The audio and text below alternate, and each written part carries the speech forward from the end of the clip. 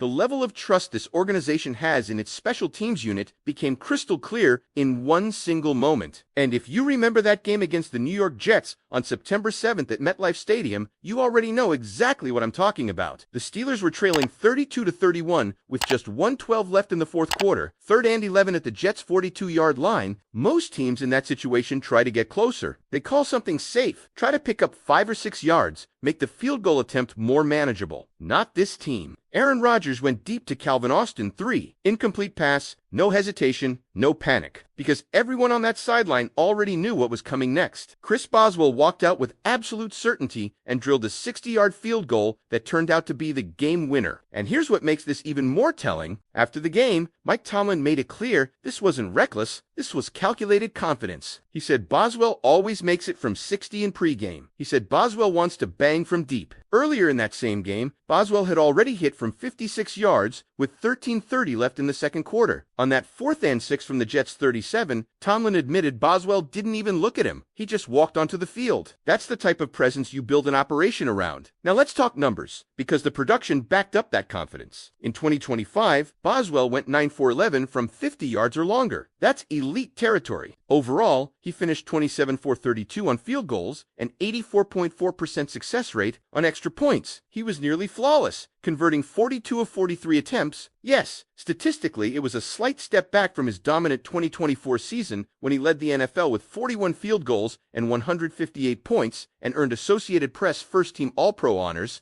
But even in what some might call a step back, he's still tied for 12th in the league with 123 points. That's consistency. That's reliability. That's a weapon. And special teams wasn't just about Boswell. Corliss Whiteman quietly put together a strong season as well. He averaged 45.5 yards gross and 41.7 yards net on 62 punts. But what stands out even more is situational effectiveness. He downed 26 punts inside the opponent's 20-yard line and had only 25 returned all season. That's field position control. That's hidden yardage that changes games. The Steelers allowed just 175 total punt return yards all year. They finished 6th in the NFL in opponents' punt return average at 7.0 yards per return and 8th in opponents' kickoff return average at 25.2. That's not accidental. That's structure and discipline. And here's where it gets even more impressive. The coverage units maintained that level despite losing their special teams captain, Miles Killebrew, in Week 5 on October 12th against Cleveland. Killebrew had been a first-team All-Pro on special teams in 2023. Losing that kind of leadership mid-season can derail a unit. It didn't. Ben Skowronek stepped into that leadership role and delivered. He led the team with 21 special teams tackles and earned a Pro Bowl game selection as a special teams player. That speaks volumes. Carson Bruner added 19 special teams tackles. Peyton Wilson contributed 17. Rookie outside linebacker Jack Sawyer added 14. Young players stepping up. Veterans stabilizing the unit.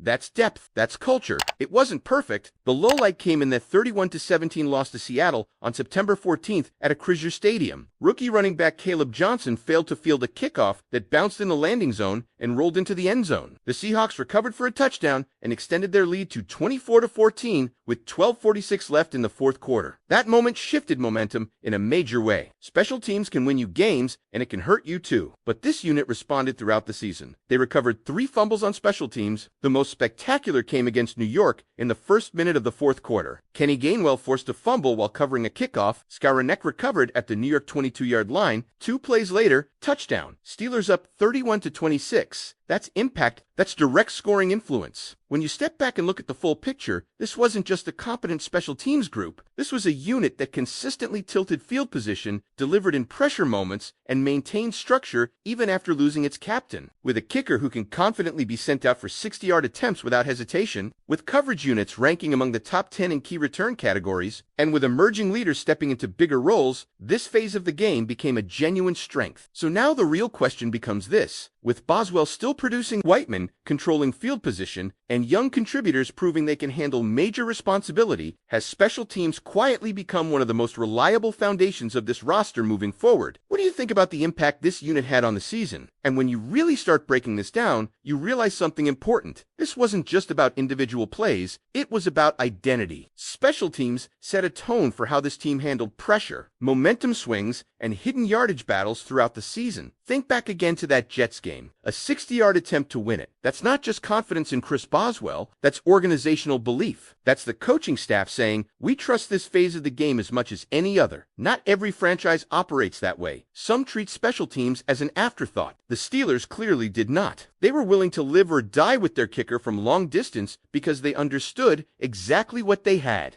And even though Boswell's 2025 numbers were slightly below his 2024 All-Pro campaign, context matters. 9 field goals from 50-plus is not routine in today's league. Going 42 of 43 on extra points means drives were consistently being finished. When you combine that with his 27 of 32 overall accuracy, you're looking at stability. There were no prolonged slumps, no crisis moments, no second-guessing from the sideline. When Boswell lined up, the expectation was 3 points. Now shift over to field position because this is where Corliss Whiteman's season deserves more recognition than it probably received. A 45.5 gross average is solid. A 41.7 net average tells you coverage did its job. But the stat that jumps off the page is 26 punts down inside the 20 compared to only 25 returned all year. That means, more often than not, opponents were starting backed up or forced into fair catches. That changes play calling. That forces offenses to be patient. That increases the likelihood of mistakes. And statistically, the rankings reinforce that. 6th in opponent punt return average at 7.0 yards, 8th in opponent kickoff return average at 25.2. That's discipline in lane integrity, that's tackling consistency, and remember, they lost Miles Killebrew in Week 5 against Cleveland. A first-team All-Pro on special teams just 2 seasons prior, losing that kind of presence early in the year could have unraveled everything. Instead, Ben Skowronek elevated his role. 21 special teams tackles, a Pro Bowl game selection strictly for special teams contributions. That doesn't happen by accident. That happens when a player fully commits to that phase and becomes the emotional anchor. And the young contributors didn't just fill space, they produced Carson Bruner with 19 tackles, Peyton Wilson with 17, Jack Sawyer with 14. Those aren't empty numbers. That's consistent involvement week after week. Even the adversity moments tell you something about this unit. The Caleb Johnson misplay against Seattle was costly. There's no way around it. A kickoff bouncing into the end zone that turns into a defensive touchdown for the opponent is the kind of mistake that can rattle a team. But the group didn't spiral after that. They responded over the course of the season with 3 special teams fumble recoveries, including that explosive sequence against New York when Kenny Gainwell forced the fumble and Skowronek recovered at the 22. 2 plays later, touchdown. That's resilience. What stands out most is how often special teams directly influenced scoring, game-winning kicks, momentum-shifting turnovers, field position swings that shorten fields for the offense, or stretched fields for opponents. These aren't background details, they're structural advantages. When you evaluate the full season, this unit didn't just do its job, it actively shaped outcomes. And when a team can rely on its kicker from 60 yards, trust its punter to flip the field, and deploy coverage units that rank top 10 in return suppression, that becomes part of your weekly strategy. That becomes something opponents must account for. So now looking ahead, here's where the conversation really gets interesting. With Boswell entering another year as one of the most trusted kickers in the league, with Whiteman's consistency in field control, and with younger players already proving they can carry leadership responsibilities if needed, does this special teams foundation give the Steelers an edge in close games moving forward? And could this phase of the game be the hidden difference maker if this team finds itself in multiple one-possession battles next season? Because when you zoom out even further, you start to see how this unit fits into the bigger, competitive picture. Close games are often decided by 3 points or fewer. Field position swings of 10 or 15 yards can determine whether a drive ends in a punt or a field goal attempt. And in that environment, having a kicker like Chris Boswell changes the math every single week. When your offense crosses midfield, you're already thinking points. That 60-yard game winner against the Jets wasn't a miracle, it was the visible example of something the coaching staff clearly sees in practice every day. Boswell's range forces opponents to defend more grass. Defensive coordinators know that once Pittsburgh reaches the opponent's 40-yard line, they're within legitimate scoring territory. That affects coverage calls. That affects late-game strategy. That affects fourth-down decisions. And don't underestimate how calming that presence is for the locker room. A kicker who goes 27 for 32 overall,